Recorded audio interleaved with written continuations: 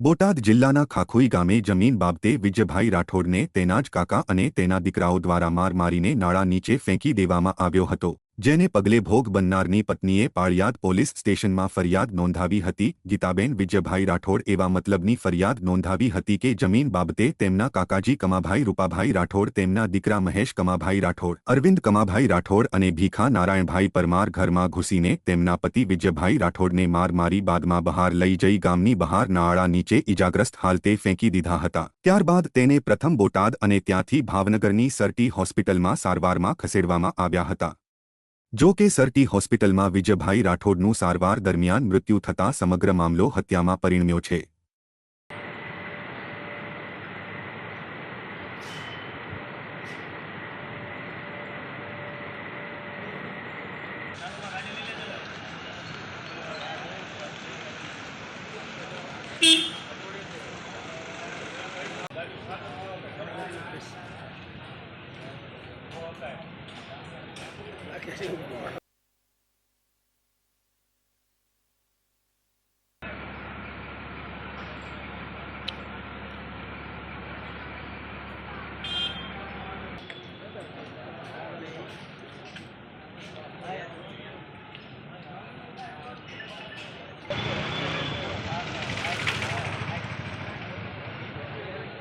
નામ રાઠોડ કેતનભાઈ પૂનાભાઈ, ગામ ખાખોઈ, તાલુકો બોટાદ। તમારી સાથે શું ઘટના બની? મારી સાથે આથી જે અત્યારે આ વિજયભાઈનું બન્યું ને એ રીતનું જ મારું આગળ બનેલું મારો નાનો ભાઈ હતો।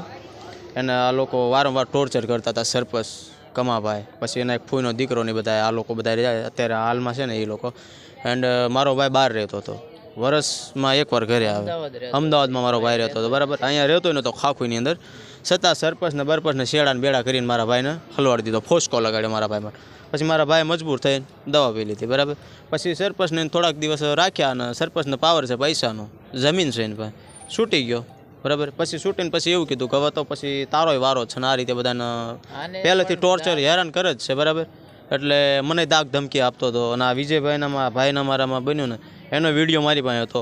તો પછી મારામાં એમના સરપંચના છોકરાનો અરવિંદભાઈનો ફોન આવ્યો એ રીતે કે તમને લોકોને મારી જ નાખવાના છે, આમ જ છે ને સાંજ પડતા તમને આ સાંજ પડવા નથી દેવાની તમને, બરાબર। એ ઓડિયો મારી પાસે છે, વિડીયો છે, બધું મારી પાસે હાજર છે અને વારંવાર ટોર્ચર કરે, અમારી એની ગલીએ નથી નીકળાતું, બરાબર। એ લોકો બધા હંપીને રખડે અને મારો ભાઈ હતો ખુદનો, મારો હગો ભાઈ, એના આ રીતે બની ગયું, બરાબર। એની ઉપર આગળની એફઆઈઆર છે સરપંચમાં છે 308। મારું નામ રાઠોડ અજય દલાભાઈ છે, મારું ગામ ખાખોઈ છે, તાલુકો બોટાદ અને જિલ્લો પણ બોટાદ છે। અત્યારે હાલમાં ઘટના એ બની છે કે મારા કાકા છે સરપંચ છે, એમને અત્યારે લાગવગ બહુ જાજી છે, બરાબર। એટલે મારો ભાઈને માર્યો કાયદેસરનો, મારી પાસે વિડીયો છે, એટલે મેં પોલીસ કેસ કર્યો। મારો પોલીસ કેસ લેવા રાજી નહોતા એટલે પછી મને એવી વાત કરી કે મારા મામા બીજા એક વકીલ છે, મેં એમની જાણકારી કરીને મેં કીધું તમે વાતચીત કરો। પછી એમને વાતચીત કરી કે તમારે અમારો કેસ ન લેવો હોય તો અમારે એસીબી સાહેબ એટલે પીએસઆઈ પાસે એટલે ડીએસપી સાહેબને કે એસપી સાહેબને અરજી દેવા જઈશું કાલ। એટલે રાતે 3 વાગ્યે 2 દિવસ પછી મારો કેસ લીધો અને પછી પોલીસવાળાએ એવી વાત કરી કે અમે 2 જણાને એરેસ્ટ કરી લીધા છે। એરેસ્ટ કર્યા એટલે મને આજના દિવસમાં એવી ખબર, આજ 8મો દિવસ છે મારા ભાઈને માર્યો એના, 8 દિવસથી અમે સરટી હોસ્પિટલમાં દાખલ હતા। હવે 8મા દિવસ પછી આજ મને ખબર પડી કે એ 2 આરોપીને પકડ્યા નથી, એટલે મારા હગાવાલા હતા ને એને મેં પાળિયાદ પોલીસ સ્ટેશનમાં મોકલ્યા। ત્યાં મોકલ્યા એટલે મને ખબર પડી કે લોકઅપમાં કોઈ છે નહીં, એટલે પોલીસવાળાએ એવી વાત કરી કે અમે 5 દિવસથી એને સબ જેલમાં મોકલી દીધા છે। સબ જેલમાં મેં મારા ભાઈબંધોને મોકલ્યા કે ત્યાં જઈને તેમ જોયા હોય એ છે કે નહીં આરોપી, તો સબ જેલમાં ત્યાં ગયા ને તો ન્યાય નહોતા। પછી આ પોલીસવાળાએ અત્યારે હાલમાં મેડમ આવ્યા, એમને એમ વાત કરી કે અમે કે કોઈને અરેસ્ટ કર્યા જ નથી। તો અમે કીધું 8 દિવસ થયા, તો 8 દિવસથી આ વાત કરવાનું કારણ શું અમને? એ કાયદેસર રીતે એવડે એ બધું જાણે છે એટલા માટે। અને મારા ભાઈને માર્યો એનો મારી પાસે વિડીયો છે, ઓડિયો છે। પાળિયાદ પોલીસ સ્ટેશન ખાતે ગત તારીખ 23ના રોજ આ બનાવ બનેલ છે, જેમાં અગાઉ આઈપીસીની કલમ 307 મુજબનો ગુનો દાખલ કરવામાં આવેલ હતો। જે ગુનાની વિગત જોઈએ તો આ કામના જે ઈજા પામનાર છે તેમના પત્નીએ તેમના પતિને ઘરેથી લઈ જઈ ગાળો આપી અને ત્યારબાદ કોઈ રીતે માથામાં ગંભીર ઈજાઓ પહોંચાડી અને ગામમાં પાદરની નીચે પુલ પર ફેંકી દઈ અને આ ગુનો કર્યો હોય તેવી રીતે બનાવ હકીકત છે તે સામે આવેલ હતી.